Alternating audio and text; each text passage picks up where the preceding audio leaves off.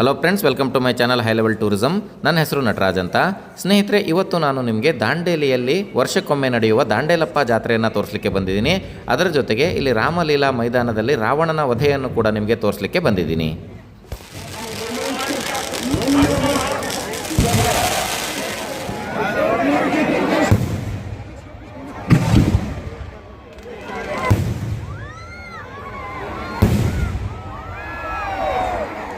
ಸ್ನೇಹಿತರೆ, ಈ ಪುರಮಾರ ದಾಂಡೇಲಪ್ಪ ಜಾತ್ರೆ ಏನಿದೆ, ದಾಂಡೇಲಿ ಪಟ್ಟಣದಲ್ಲಿ ಪ್ರತಿ ವರ್ಷಕ್ಕೊಮ್ಮೆ ದಸರಾ ದಿನದಂದು ನಡೆಯುವ ಅತಿ ದೊಡ್ಡ ಜಾತ್ರೆಯಾಗಿದೆ. ಈ ಜಾತ್ರೆಗೆ ದಾಂಡೇಲಿಯ ಸುತ್ತಮುತ್ತಲೂ ಇರುವ ಹಳ್ಳಿಗಳ ಜನರಲ್ಲದೆ ಇನ್ನೂ ದೂರದ ಊರುಗಳಿಂದ ಕೂಡ ಜನರು ಬರ್ತಾರೆ. ಗೋವಾ ಕಡೆಯ ಹಳ್ಳಿಗಳಿಂದ ಕೂಡ ಜನರು ಇಲ್ಲಿಗೆ ಬರ್ತಾರೆ. ಈ ಜಾತ್ರೆಯ ಇನ್ನೊಂದು ವಿಶೇಷ ಅಂತಂದರೆ, ಇಲ್ಲಿ ಯಾವುದೇ ಜಾತಿ ಧರ್ಮದ ಭೇದವಿಲ್ಲದೆ ಎಲ್ಲ ಜಾತಿಯವರು ಕೂಡ ಬರ್ತಾರೆ. ಇಲ್ಲಿ ಬರುವಂತಹ ಜನರಿಗೆ ವಾಹನಗಳನ್ನು ಪಾರ್ಕ್ ಮಾಡಲು ದೇವರಾಜ್ ಅರಸ್ ಟ್ರಕ್ ಟರ್ಮಿನಲ್ಸ್ ಲಿಮಿಟೆಡ್ನ ಜಾಗದಲ್ಲಿ ವ್ಯವಸ್ಥೆಯನ್ನು ಮಾಡಿರ್ತಾರೆ. ಸ್ನೇಹಿತರೆ, ಈ ಪುರಮಾರ ದಾಂಡೇಲಪ್ಪ ದೇವಸ್ಥಾನ ಅನ್ನುವಂಥದ್ದು ದಾಂಡೇಲಿ ಊರಲ್ಲಿ 2 ಕಡೆ ಇದೆ. ಅದಕ್ಕೂ ಒಂದು ಇತಿಹಾಸ ಇದೆ. ಬನ್ನಿ ಅದು ಏನು ಅಂತ ನೋಡೋಣ.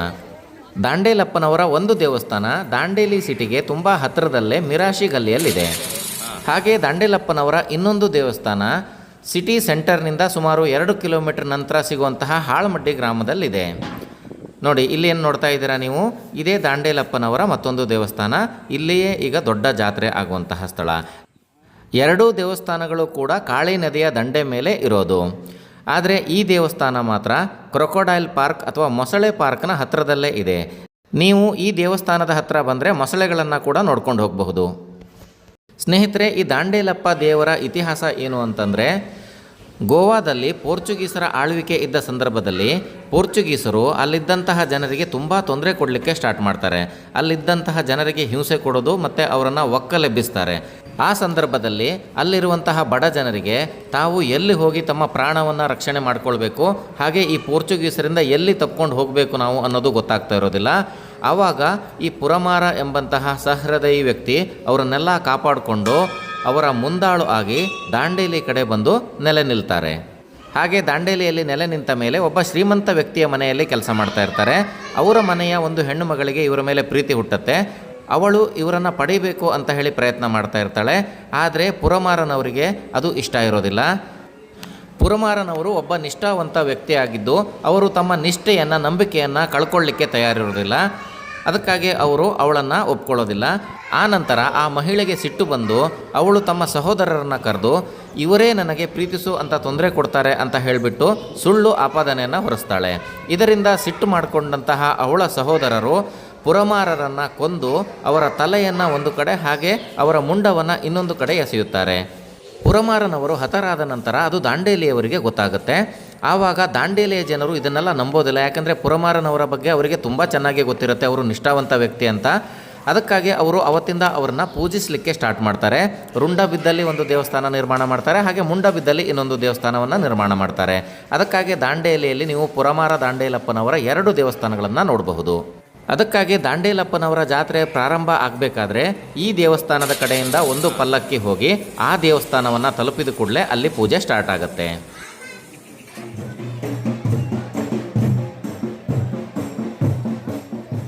ಈಗ ಬನ್ನಿ, ನಿಮಗೆ ಈ ದಾಂಡೇಲಪ್ಪ ದೇವರ ಜಾತ್ರೆಯನ್ನು ತೋರಿಸ್ತೀನಿ. ಸ್ನೇಹಿತರೆ, ಈಗ ನಾವು ಸುಮಾರು ಒಂದು 2-3 ಕಿಲೋಮೀಟರ್ ಟ್ರಾವೆಲ್ ಮಾಡಿ ಅಂದರೆ ನಡ್ಕೊಂಡು ಬಂದು ಈ ಎಂಟ್ರೆನ್ಸ್ ಹತ್ರ ಬಂದಿದ್ದೀವಿ. ಈ ಎಂಟ್ರೆನ್ಸ್ ಏನು ನೋಡ್ತಾ ಇದ್ದೀರಾ, ಇದು ಹಾಲಮಡ್ಡಿ ಗ್ರಾಮದ ಹತ್ರ ಇರುವಂತಹ ದಾಂಡೇಲಪ್ಪನವರ ದೇವಸ್ಥಾನಕ್ಕೆ ಹೋಗಲಿಕ್ಕೆ ಇರುವಂತಹ ಎಂಟ್ರೆನ್ಸು. ಇಲ್ಲಿಂದನೂ ನಾವು ಸ್ವಲ್ಪ ದೂರ ನಡ್ಕೊಂಡು ಹೋಗಬೇಕಾಗಿರುತ್ತೆ. ಈಗಾಗಲೇ ಇಲ್ಲಿ ಸಾಕಷ್ಟು ಬಗೆಯ ಅಂಗಡಿ ಮುಂಗಟ್ಟುಗಳು ಬಂದಿದ್ದಾವೆ. ಸುಮಾರು ಒಂದು 3 ಕಿಲೋಮೀಟರ್ ಟ್ರಾವೆಲ್ ಮಾಡ್ತಾ ಇರಬೇಕಾದ್ರೆ ನಿಮಗೆ ಎಡಕ್ಕೆ ಬಲಕ್ಕೆ ಎಲ್ಲ ಕಡೆನೂ ಅಂಗಡಿಗಳೇ ಸಿಗ್ತವೆ. ಏನು ಬೇಕಾದರೂ ಪರ್ಚೇಸ್ ಮಾಡ್ಬೋದು. ಸಾಧಾರಣ ಎಲ್ಲ ಐಟಮ್ಗಳು ಕೂಡ ಈ ಜಾತ್ರೆಯಲ್ಲಿ ಬಂದಿರ್ತವೆ. ನೋಡಿ, ನಾವೀಗ ಹೀಗೆ ಟ್ರಾವೆಲ್ ಮಾಡಿ ಮುಂದೆ ಬಂದ ಕೂಡಲೇ ನಮಗೆ ಹಾಲಮಡ್ಡಿ ಗ್ರಾಮದ ಹತ್ತಿರ ಇರುವಂತಹ ದಾಂಡೇಲಪ್ಪ ದೇವರ ದೇವಸ್ಥಾನ ಕಾಣಿಸ್ತಾ ಇದೆ. ನಿಮಗೆ ನಾನು ಆವಾಗ ತೋರಿಸಿದ್ದು ಪೂಜೆ ಇಲ್ಲದೆ ಇರೋ ಟೈಮಲ್ಲಿ, ಆದರೆ ಈಗ ತೋರಿಸ್ತಾ ಇರೋದು ಜಾತ್ರೆ ನಡೆಯುವಂಥ ಸಂದರ್ಭದಲ್ಲಿ. ಜಾತ್ರೆ ನಡಿಬೇಕಾದ್ರೆ ಇಲ್ಲಿ ಹೇಗಿರುತ್ತೆ, ಎಷ್ಟೆಲ್ಲ ಜನ ಬಂದು ಸೇರ್ತಾರೆ, ಯಾವ ರೀತಿ ಪೂಜೆ ನಡೀತಾ ಇರುತ್ತೆ, ನೀವೆಲ್ಲ ಇಲ್ಲಿ ನೋಡಬಹುದು. ಈ ದೇವಸ್ಥಾನ ಆ ದೇವಸ್ಥಾನದಕ್ಕಿಂತ ಸ್ವಲ್ಪ ದೊಡ್ಡದಾಗಿದೆ. ನೀವು ಇಲ್ಲಿ ನೋಡಬಹುದು, ಈ ದೇವಸ್ಥಾನದ ಆವರಣವೆಲ್ಲ ಇಲ್ಲಿ ತುಂಬ ದೊಡ್ಡದಾಗಿದೆ. ಹಾಗೆ ದಾಂಡೇಲಿಯ ಜನರು ಇವತ್ತಿಗೂ ಕೂಡ ದಾಂಡೇಲಪ್ಪನವರೇ ತಮ್ಮ ರಕ್ಷಣೆಯನ್ನು ಮಾಡೋದು ಅಂತ ಹೇಳಿ ನಂಬಿರ್ತಾರೆ. ದಾಂಡೇಲಪ್ಪನ ಜಾತ್ರೆಗೆ ಬಂದಂತಹ ಭಕ್ತಾದಿಗಳಿಗೆ ಪ್ರಸಾದ ವಿತರಣೆ ಕೂಡ ಇರುತ್ತೆ. ಇಲ್ಲಿಂದ ಪೂಜೆ ಆದ ನಂತರ ಅವರು ಪ್ರಸಾದವನ್ನು ಸೇವಿಸಿ ಹೋಗಬಹುದು. ಈಗ ದಾಂಡೇಲಪ್ಪನವರ ದೇವಸ್ಥಾನವನ್ನು ನೋಡಿಕೊಂಡು ನಾವು ಈಗ ಡಿಲಕ್ಸ್ ಮೈದಾನದ ಕಡೆಗೆ ಪ್ರಯಾಣ ಮಾಡ್ತಾ ಇದ್ದೀವಿ. ಸ್ನೇಹಿತರೆ, ವೆಸ್ಟ್ ಕೋಸ್ಟ್ ಪೇಪರ್ ಮಿಲ್ನ ಆವರಣದಲ್ಲಿರೋ ಡಿಲಕ್ಸ್ ಮೈದಾನ ಈಗಾಗಲೇ ರಾವಣ ದಹನಕ್ಕೆ ಸಜ್ಜುಗೊಂಡಿದೆ. ನೀವಿಲ್ಲಿ ನೋಡಬಹುದು.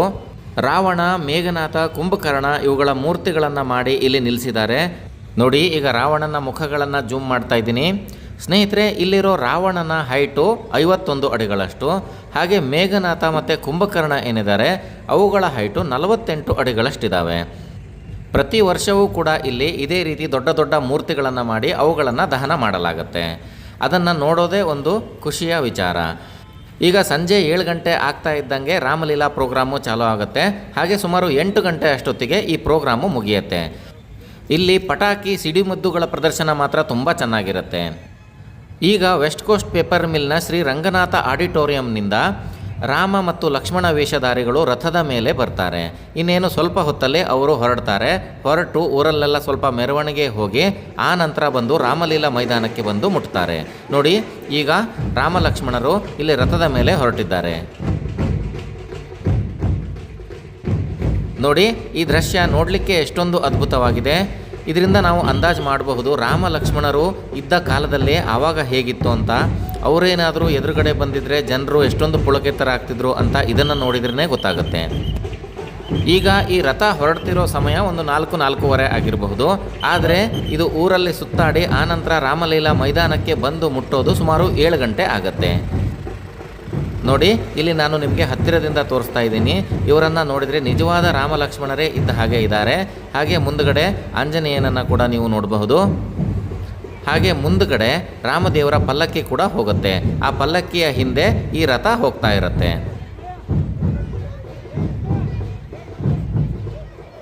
ಹಾಗೆ ಸಾಕಷ್ಟು ಜನರು ಈ ಆಡಿಟೋರಿಯಂ ಹತ್ರ ನಿಂತಿರಬೇಕಾದ್ರೆ ಒಂದೇ ಸಮನೆ ಮಳೆ ಸ್ಟಾರ್ಟ್ ಆಗೋಯ್ತು. ಎಲ್ಲರೂ ಕೂಡ ಇಲ್ಲಿರುವಂತಹ ಒಂದು ಶೆಡ್ ಒಳಗೆ ಹೋದ್ವಿ.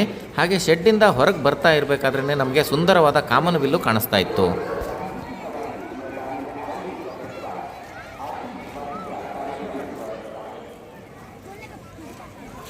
ನೋಡಿ, ಈ ಎಂಟ್ರೆನ್ಸ್ ಏನು ನೋಡ್ತಾ ಇದ್ದೀರಲ್ವಾ, ಇದೇ ಈ ಡಿಲಕ್ಸ್ ಮೈದಾನದ ಎಂಟ್ರೆನ್ಸು. ಇದರ ಮುಖಾಂತರನೇ ರಾಮದೇವರ ವೇಷಧಾರಿಗಳು ಹಾಗೆ ರಾಮದೇವರ ಪಲ್ಲಕ್ಕಿ ಈ ಮೈದಾನದೊಳಗೆ ಎಂಟ್ರಿ ಆಗುತ್ತೆ. ಈಗಾಗಲೇ ಇಲ್ಲಿ ಆಸನಗಳ ವ್ಯವಸ್ಥೆಯನ್ನು ಮಾಡಿದ್ದಾರೆ. ಈ ಮೈದಾನದಲ್ಲಿ ಆ ಕಡೆ ಎಡಗಡೆ ಇರುವಂತಹ ಆಸನಗಳು ಮಹಿಳೆಯರಿಗೆ, ಹಾಗೆ ಈ ಕಡೆ ಅಂದರೆ ನಮ್ಮ ಎದುರಿಗೆ ಇರುವಂತಹ ಆಸನಗಳು ಪುರುಷರಿಗಾಗಿರ್ತವೆ. ಇನ್ನು ಒಂದು 15ರಿಂದ 20 ನಿಮಿಷದಲ್ಲಿ ಇಡೀ ಗ್ರೌಂಡ್ ಫುಲ್ ಆಗುವಷ್ಟು ಜನ ಬರ್ತಾರೆ. ಈಗಾಗಲೇ ಜನರು ಬಂದು ಸೇರ್ತಾ ಇದ್ದಾರೆ. ಇಲ್ಲಿ ಅವರನ್ನೆಲ್ಲ ನಿಯಂತ್ರಿಸಲಿಕ್ಕೆ ಸಾಕಷ್ಟು ಪ್ರಮಾಣದಲ್ಲಿ ಪೊಲೀಸರು ಕೂಡ ಇದ್ದಾರೆ. ನೋಡಿ, ಇಲ್ಲಿ ಎಂಟ್ರೆನ್ಸ್ ಹತ್ರ ನೋಡಬಹುದು ನೀವು. ಈಗಾಗಲೇ ಸಾಕಷ್ಟು ಜನರು ಬರ್ತಾ ಇದ್ದಾರೆ. ನೋಡಿ, ಈಗ ಈ ಗ್ರೌಂಡು ಎಷ್ಟೊಂದು ಫುಲ್ ಆಗಿದೆ ಅಂತ ಇಲ್ಲಿಂದಾನೇ ನಿಮಗೆ ಗೊತ್ತಾಗುತ್ತೆ. ಈಗ ನೋಡಿ, ರಾಮದೇವರ ಪಲ್ಲಕ್ಕಿ ಊರನ್ನು ಸುತ್ತು ಹಾಕಿ ಇಲ್ಲಿವರೆಗೂ ಬಂದು ಮುಟ್ಟಿದೆ. ಹಾಗೆ ರಾಮದೇವರ ವೇಷಧಾರಿಗಳು ರಥವನ್ನು ಅಲ್ಲೇ ಇಟ್ಟು ಅಲ್ಲಿಂದ ಇಲ್ಲಿಗೆ ನಡ್ಕೊಂಡು ಬರ್ತಾರೆ.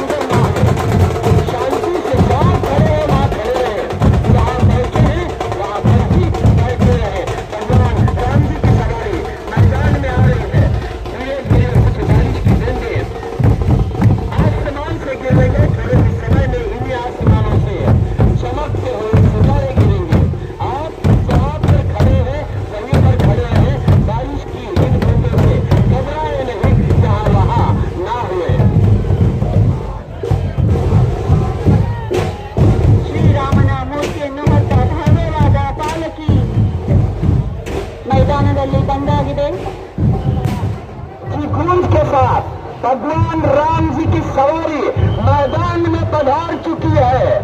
थोड़े ही समय में आज का यह आतिशबाजी का कार्यक्रम शुरू होगा। भगवान मर्यादा पुरुषोत्तम श्री रामचंद्र के मर्यादा पुरुषोत्तम। ಸ್ನೇಹಿತರೆ, ನೀವಿಲ್ಲಿ ನೋಡಬಹುದು ಇಡೀ ಮೈದಾನ ತುಂಬುವಷ್ಟು ಜನ ಈಗ ಇಲ್ಲಿ ಬಂದು ಸೇರಿದ್ದಾರೆ. ಅಂದರೆ ಇವರಿಗೆಲ್ಲ ಪ್ರತಿ ವರ್ಷ ಗೊತ್ತಿರುತ್ತೆ ಎಷ್ಟು ಹೊತ್ತಿಗೆ ಸ್ಟಾರ್ಟ್ ಆಗುತ್ತೆ, ನಾವು ಎಷ್ಟೊತ್ತಿಗೆ ಬರಬೇಕು ಅಂತ. ಒಂದು 10-15 ನಿಮಿಷ ಟೈಮಲ್ಲಿ ಎಲ್ಲರೂ ಕೂಡ ಇಲ್ಲಿ ಬಂದು ಗ್ರೌಂಡು ಒಂದೇ ಸಲ ತುಂಬ ಹೋಗುತ್ತೆ.